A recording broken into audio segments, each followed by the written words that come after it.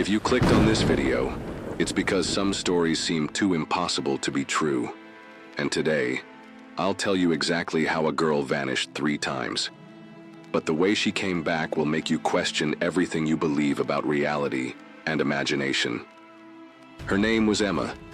The first disappearance happened on an ordinary afternoon. She was only 7, playing in her grandmother's yard. Her mother looked away for a few minutes. When she looked back, Emma was simply gone. Searches, screams, neighbors, police, sniffer dogs. Nothing, no signs, no witnesses. It was as if the earth had swallowed her whole. But 3 days later, Emma reappeared, lying on the living room couch, wearing the same clothes. Not a single scratch, as if she had never left. But something was wrong with Emma. She didn't speak, didn't cry, didn't smile. She just stared, as if seeing another reality. The parents tried psychologists, therapists, doctors, but she only watched, unblinking.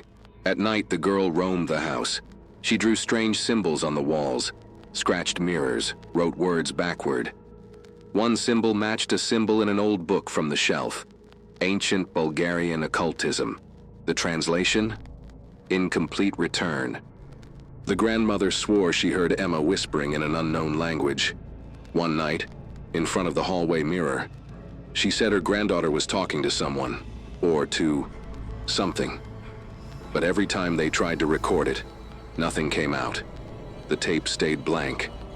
Absolute silence. Other kids started to avoid her. They said Emma made toys move on their own. That clock stopped ticking when she passed by. And once, a cat kept meowing non-stop after seeing her. The adults laughed, but Emma just stared. Then came the second disappearance. 2 years later, same day, same hour. The girl vanished at the exact time she had vanished before. And once again, without a trace. But this time the police turned their suspicions. Inside the house. The interrogations began. Mother, father, grandmother. The media went wild, conspiracy sites, horror channels, even talk shows. Everyone wanted to know, what is wrong with Emma?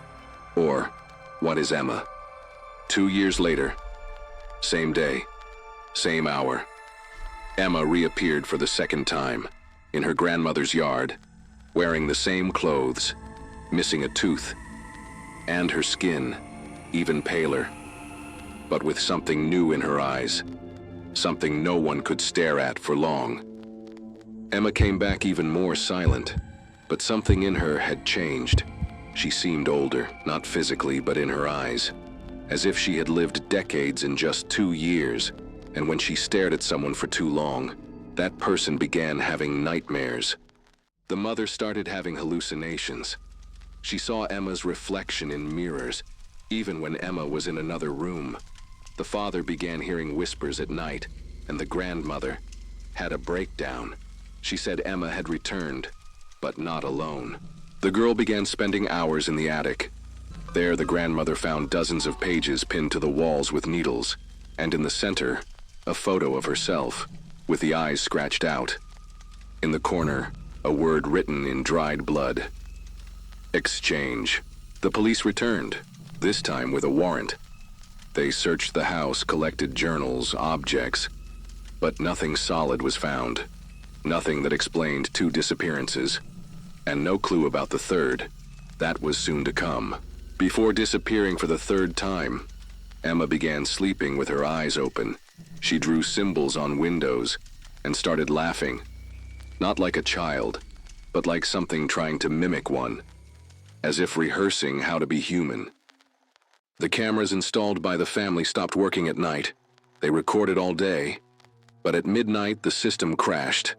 Next morning, corrupted files, as if something was interfering on purpose. A technician said it looked like electromagnetic sabotage, but the house didn't even have Wi-Fi. Emma began cutting out faces from magazines. She glued them to the wall, forming patterns. Repeated faces, eyes scratched out. Always one face at the center. Her mother's. She said it was to remember who should come back, but she never said from where. At school, accidents began.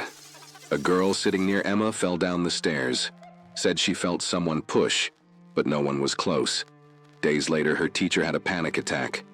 He said he dreamed of Emma every night, with coal black eyes. The grandmother died suddenly. Heart attack, but what caught attention was the drawing Emma left beside the body. Her own grandmother, with black wings like a crow, being pulled by red strings by a faceless shadow. The mother tried sending Emma to a boarding school, but on the way the car shut down. The driver didn't recognize the road. Emma looked out the window and said, "They don't allow it." Then she started singing an old song, one her mother swore she never taught her. Emma began writing backwards, full letters, sentences that, when reversed, made sense. Phrases like, "Time here is different. I must complete the cycle. They're watching me now." One psychiatrist visited the house. He left in silence, never answered the family again. Months later, he published an anonymous article in a neuroscience forum. He claimed to have witnessed a real case of interdimensionality, and that Emma was not an ordinary child. One night, Emma stood in the hallway for hours, facing the wall. Her mother called, screamed, cried, but she didn't move. When she finally turned, she said, "Just one more to go," and went back to her room, smiling. That night, the mother dreamed of the attic, of Emma and of her own body, lying cold. When she woke up, there was dirt under her fingernails and a symbol drawn on her palm, identical to the one in the book, "Incomplete Return." Emma stopped speaking entirely. She only communicated through drawings, but all of them showed the same thing.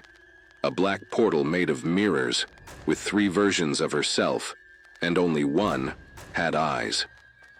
On the 3rd new moon night, Emma vanished again, this time without a sound. Her mother was sleeping in the next room, but when she opened her eyes, she felt cold air, and the attic door slightly open. On the floor, a note. "It's complete now." Police were called, but there were no signs of forced entry. Dogs found no trail.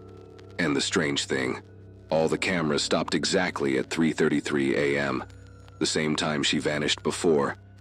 But now, Emma didn't come back.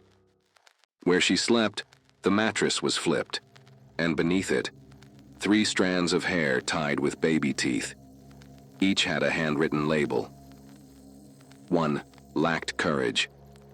2. Lacked time. 3. Now she's missing. The mother went mad. She was committed days later, repeated the same phrase non-stop. She switched places, said Emma made a pact, that the real one was trapped, and the one who lived among them was just the 3rd shadow. A retired investigator returned to the house on his own. He wanted to understand, but what he found made him flee. Hanging in the attic, a shattered mirror, and inside it, reflected, Emma's face, staring intensely. And then she blinked. The mirror found in the attic was old, much older than any other object in the house, and when they traced its origin, they discovered it had been removed from a decommissioned psychiatric hospital. Where? Bulgaria, the same country mentioned in the occult book Emma found. The hospital had closed after a series of mysterious suicides. Patients claimed to see distorted versions of themselves in the mirrors, and all disappeared after their 3rd admission. What was the phenomenon called in the report? Triple-dimensional dissociation, or in the original notes, incomplete return. Emma was never just disappearing. She was being replaced. Each return was not the same Emma. They were versions, projections from a space between worlds, reflections trying to become real. The last Emma was the closest to succeeding. She needed to complete a cycle, 3 appearances, 3 swaps, 3 chances to stabilize in our world. And once she said the right phrase at the right moment, the real Emma would be forgotten, as if she never existed. The investigator returned to the attic days later, but the mirror was gone. In its place, an old crib, and inside it, a photo of newborn Emma, with the phrase, "First exchange, Maternity. The family never found Emma again, but reports started to surface in other cities, other countries, children disappearing and returning different, scratching mirrors, speaking unknown languages. The cycle was spreading. What if your bedroom mirror is more than just glass? What if, while you sleep, something on the other side is rehearsing your reflection, waiting for the third chance? Are you sure you came back as yourself? Emma might have been the first, but she won't be the last. The cycle completes where there's pain, mirrors, and silence, where someone feels out of place, as if they don't belong in their own life. Maybe you know someone like that. Or maybe it's you. If this story gave you chills, share it with someone you love, someone who might need to remember who they really are, or where they came from. And comment below. Do you believe in alternate versions of ourselves?